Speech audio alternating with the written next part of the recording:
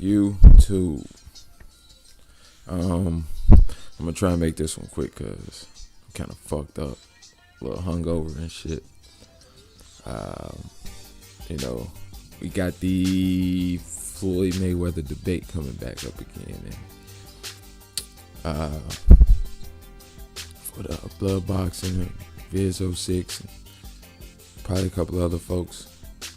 But shit, man. One thing I want to say that I'm actually a little surprised at is, people say, do some research or research this or whatever the case may be, but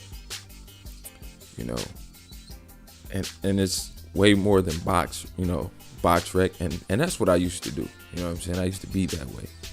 You know what I mean? But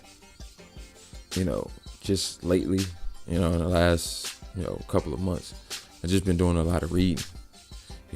Actually, and it's probably because this new job I got, I'm working afternoons now instead of working in the day.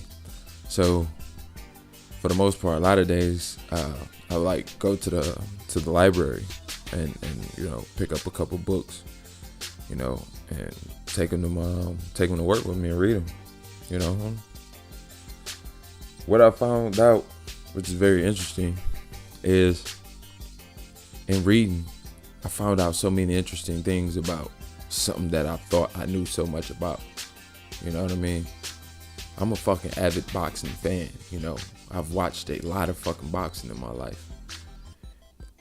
But what I found in books is a lot of the stories that we don't necessarily get to hear or know because it's not directly related to inside the ring, but it greatly affects inside the ring.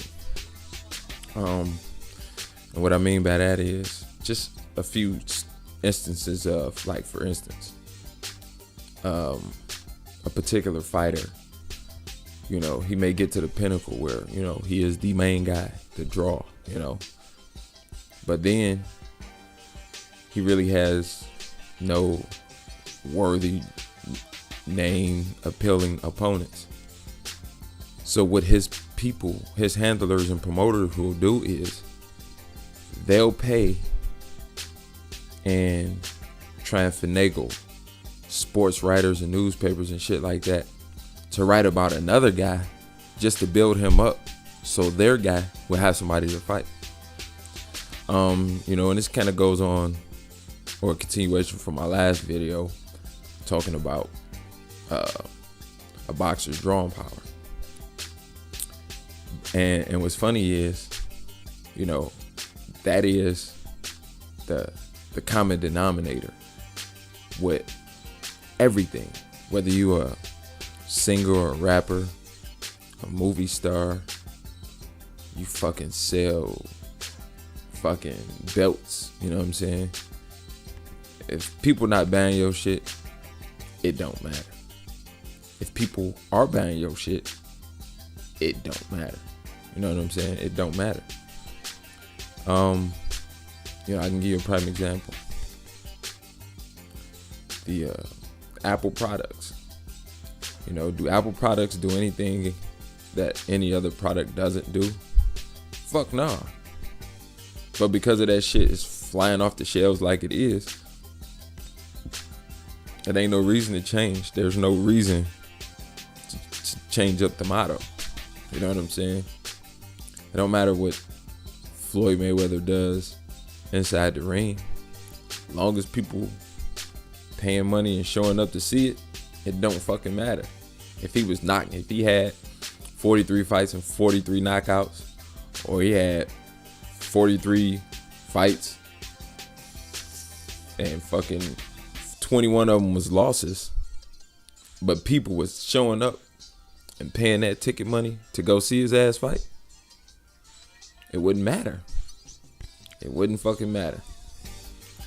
But see, and another thing that everybody has failed to mention in their discussions is, we talk about what this guy did in the ring, or who he beat, or who he didn't beat, whatever the case may be. That's cool, you know what I'm saying? I understand that point, that topic, but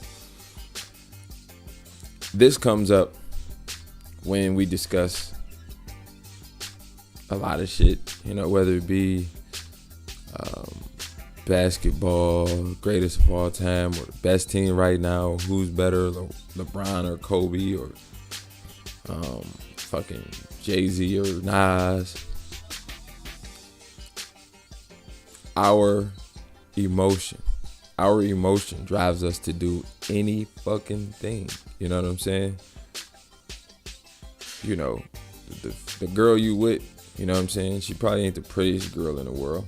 You know what I'm saying? There's definitely other women you might want to fuck, but your emotion drives you to form a relationship with this woman. You know what I'm saying?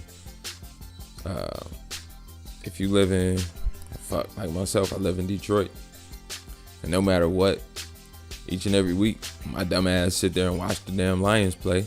You know what I'm saying? I pretty much know what the outcome gonna be, but I watch anyway because of my emotion. I'm from Detroit. You know what I'm saying? My emotional tie is with every team that has Detroit across it.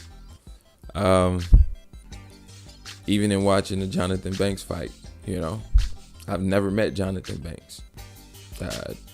Don't know much about him. Haven't seen him fight a whole lot. But, we know the story with that. Of course I was pulling for him. You know what I'm saying? I was a little sad to see Seth Mitchell lose because, you know what I mean? You know how the heavyweight division is. But, I was cool with Jonathan Banks winning. You know what I'm saying? Just basically based on the association of, him being from Detroit. And when people argue certain points, they only argue that shit because they're emotional about it. If they didn't have any emotion about it, it wouldn't be a reason to argue. You know what I'm saying? Blood loves boxing. You know what I'm saying? And that's why he would even take the time to argue about that shit. Same thing with Vidz06.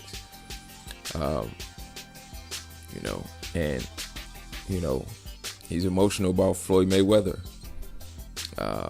For whatever reason, you know what I'm saying? If he felt like he represents him in some way, or he remind him of nigga he grew up with in the hood, or whatever the reason may be, he's emotional about Floyd Mayweather. And same thing about Blood. Maybe it's, same thing. He remind him of some dude that he grew up in the hood with, or some nigga who was, who talked a lot of shit around the way, but, never would fight. Whatever the case may be, whatever the reason is, something about Floyd Mayweather conjures up emotions about us, either good or bad. And that's what it boils down to. Because those emotions are the same things that make us pay $65, $95, $70 to see that motherfucker fight. You know what I mean?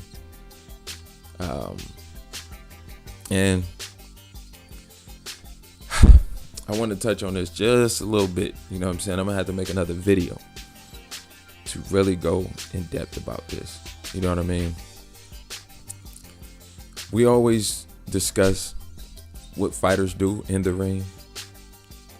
Like all sports, you know what I'm saying? But more so in boxing, it's about 20% of the shit you do in the ring and 80% of the shit you do outside the ring. It don't matter how you fight or what you do in a fight. If you're not associated with the right people, it ain't gonna fucking matter. It is not going to matter one iota. You could be 500-0. If you're not associated with the right people, it won't matter. And right now, the two of the most powerful figures in boxing that we can actually identify are Bob Arum and Al Heyman. And if I'm wrong, just think about this. Just go down the list of all the fighters you know. Every single, not every single fighter, But just make a list of 25 fighters that you know what I'm saying? And that you know that most people know. And you write down 25 names. And you see how many of them not associated with one or two. And if they're not associated with Bob Arum or Al Heyman, try and figure out where their place is as far as credit or marketability or being a credible opponent within boxing. You know what I'm saying? If you take every weight division, and you say, for instance, Andre Ward virtually wiped out the super middleweight division. But all of the people that he fought, everybody around that division, they, you know what I'm saying, pretty much beat already. None of them were associated with Bob Arum or Al Heyman. Now, at a point where he's pretty much done, he's wiped out everybody, who is he looking to fight? Somebody associated with Bob Arum. And the reason I say that is because boxing has always kind of been that way. And the reason that I can probably identify those two is the same reason that, you know, everything in the world, you know, has become more consolidated or merged. You know, when I was a kid, you know, it was, you know, 40 department stores. You know what I'm saying? I remember when I was a kid, man, my mom used to always go to this one store called Montgomery Ward. Now, some of you may remember that, some may not. Or, you know, some kids, y'all might remember Circuit City. It was an electronics store, direct competition with Best Buy. But now there's, you know, virtually really only Best Buy. Y'all remember a store called Hudson's, JL Hudson's? You know, what about like MCI, you know, Michigan Bell, you know, Michigan Bell South, all of these things, you know, and over the years, they just started getting more consolidated, you know what I'm saying? Companies buying out other companies, you know what I'm saying? What about fucking Nextel, you know? You niggas remember the Chirp, you know what I mean? That was the hot shit before the iPhone, right?